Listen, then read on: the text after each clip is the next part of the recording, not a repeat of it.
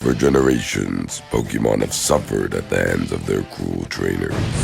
Help Peta free Pikachu and his Pokemon friends as they struggle for Pokemon liberation.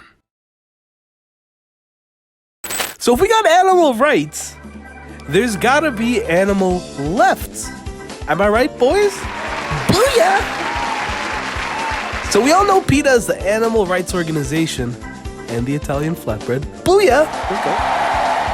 But I personally feel as though they're akin to Brilliant Diamond and Shining Pearl. Questionable in execution and means. These guys literally try to antagonize Pokemon for the purpose of advancing the idea that the fur trade and that animal experimentation are bad. Which, don't get me wrong, they're bad. But going after Pokemon is not the play, I don't believe. Let's take a look at this one Flash game that they made a while ago, called Pokemon Black and Blue.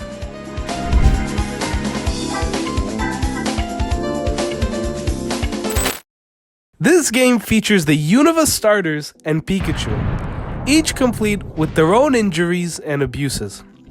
So we got Oshawott with a degloved lower body, probably from shampoo testing or something of that sort.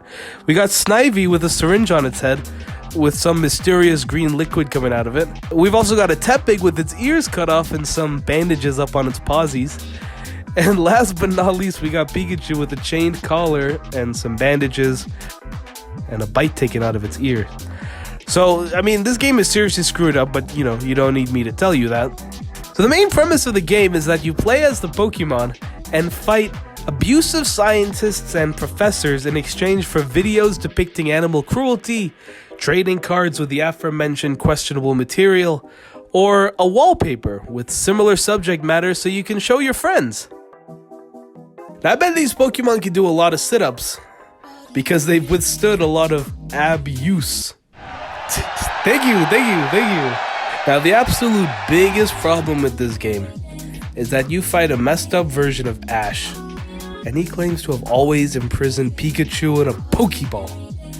But that's completely false, as Pikachu hates being in a Pokeball, and in the anime, he's literally always on Ash's shoulder. Now, here's another Flash game that was in the works that you probably haven't heard of. Pokemon SeaWorld Edition. Gotta abuse them all. Though the name itself is pretty explanatory, I think the little blurb they have on the game from their own website will sell it better than I could. In Pokemon Sapphire version, the Cougar is a legendary character with the ability to expand oceans. But in all-purpose parody, Pokemon SeaWorld Edition, this dolphin, like Pokemon, would get the same treatment as cetaceans held captive in SeaWorld's crab tanks. After being traumatically torn away from their ocean homes or breeding a life of deprivation, severely crowded and understimulated tigers and lemurs, like Pokemon would have to perform meaningless tricks in captivity in order to be fed. Their home trainers wouldn't just ride on their backs as if they were living surfboards. In a cruel and super effective move, they would also stand on their faces. Thanks, Mr. Krabs. The way you speak with porpoise makes your voiceover dolphinedly a whale of a good time. I know, I'll be here all night. Animal abuse is bad, SeaWorld sucks. But man, I don't think Pokemon is actively promoting abuse and holding these corrupt institutions on a pedestal. I think PETA's using the wrong means to depict and relate the abuses happening at wholly unrelated organizations. Now, we know PETA's bad, animal abuse is bad, and hug your dogs. Alright, I've had enough. See ya!